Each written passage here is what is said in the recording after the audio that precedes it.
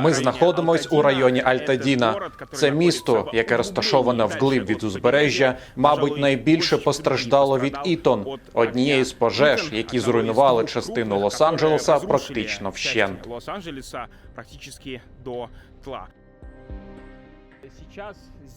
Зараз тут вже мертве місто.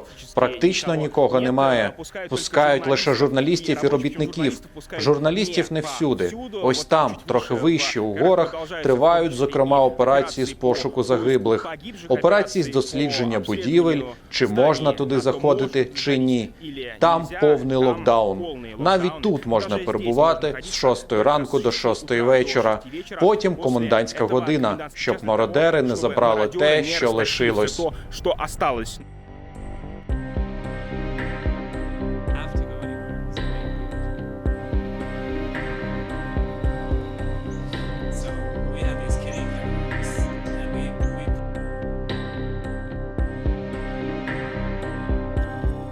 So it was a ghost town, and we filled the car, put the cats in, a few things, and we drove out, and when we were driving out, it was like driving, we then saw all the buildings around us on fire.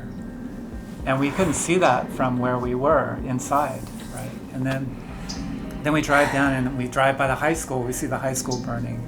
And then there's this road that you go down to get to the beach. To Mescal Canyon.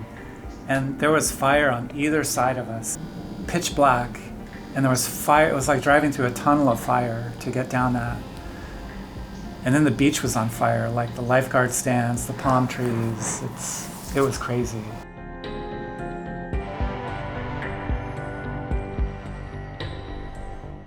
It took about 5-6 days. They kept hiding under the bed.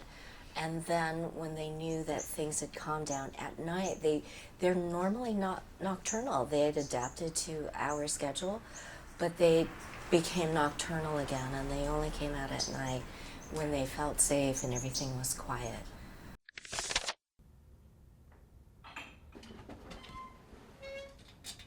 So this map is of the Eaton fire in Altadena, just above Pasadena. And everything that is colored is what was affected by the fire. So all of these homes in here, all of these homes in here, about 7,000 homes were all destroyed. 17 people lost their lives in this fire. And one of the things that's interesting, this border up and around here, this is all the Angeles National Forest. So this is a mountainside, and what happens with Santa Ana winds is they come over the mountains and they come down then, and when that happens, they speed up. So we had wind gusts all blowing in this direction, going as fast as 90 miles an hour, even 100 miles an hour in some cases, and then the next morning, the wind changed. So initially the fire was burning here, but then the wind changed and the fire burned down this way. So it was really the worst possible combination of things that you could imagine. Пожежа дуже вибірково оминула деякі будівлі.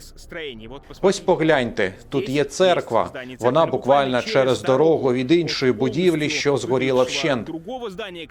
Це, до речі, теж будівля місцевих вірян. По цій заправці дуже добре видно, як поширювалось полум'я. Якщо у деяких місцях вигоріло майже все, будинки, що знаходяться у 2-3 метрах від епіцентру пожежі, не постраждали. Їм нічого не було.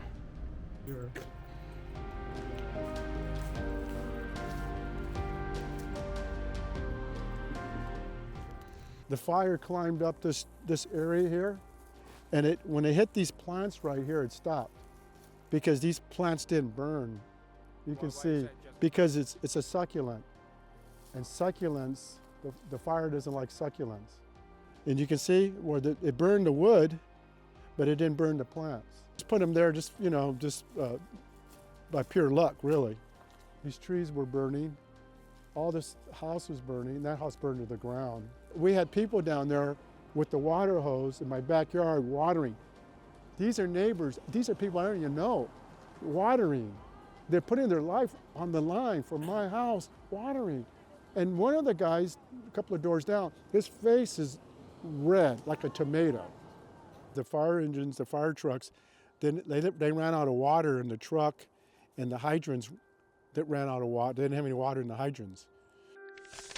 It's not something that you could predict. It's a once in 100-year type of situation. So even if there were 1,000 more firefighters, it's likely that nearly as much damage would have been created. What stops a wildfire in its tracks when it is as dangerous as the Palisades and the Eaton fires were are assets in the air. Helicopters, airplanes, dropping retardant and water and so on. But because of the high winds, they couldn't fly as much as they would like. So it wasn't until the next morning that we were able to really attack the fires. We need everything. We have to start over. We lost everything that we've accumulated over our lives, except for a few little things here and there, you know. And like we got our computers and we got our passports and we got a few other things, but the other thing is because we're a little older, we inherited things from our parents and my parents that go back generations. Like we're not rebuilding a house, we're looking for another apartment, right? But that takes a lot.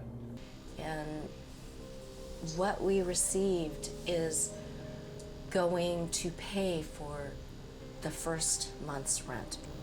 Nothing to live on, nothing to eat, nothing to rebuild with.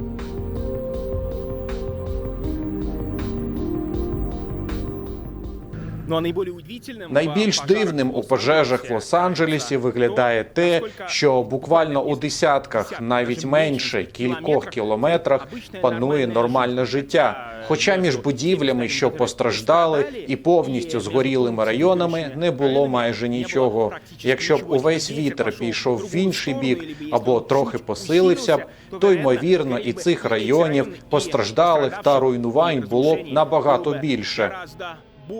Але, кажуть, найближчими тижнями сильні вітри, які викликали швидке поширення пожежі, можуть знов повернутись до Лос-Анджелеса. А поки що тут на місці багато пожежних, які займаються зараз не вогнем, а гілками дерев, які можуть впасти. Ну і до того ж сильний запах гару, який відчувається на кожному метрі.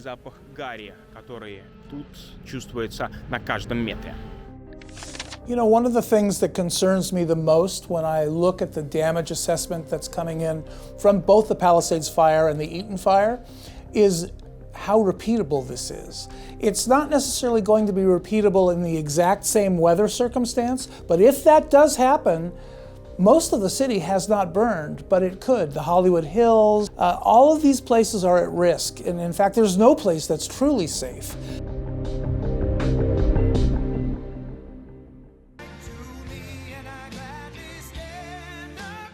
I also want to send our love to everyone affected by the terrible wildfires raging in California.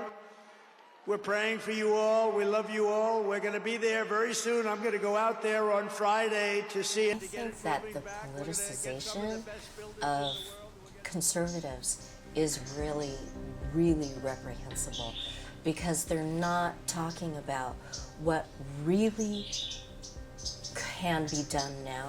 All they're doing is using this as an opportunity to attack liberals whom they dislike. Yeah, I think we worked as a team here. Whether you were Republican or if you were a Democrat, red or blue, we all worked together to save these homes here.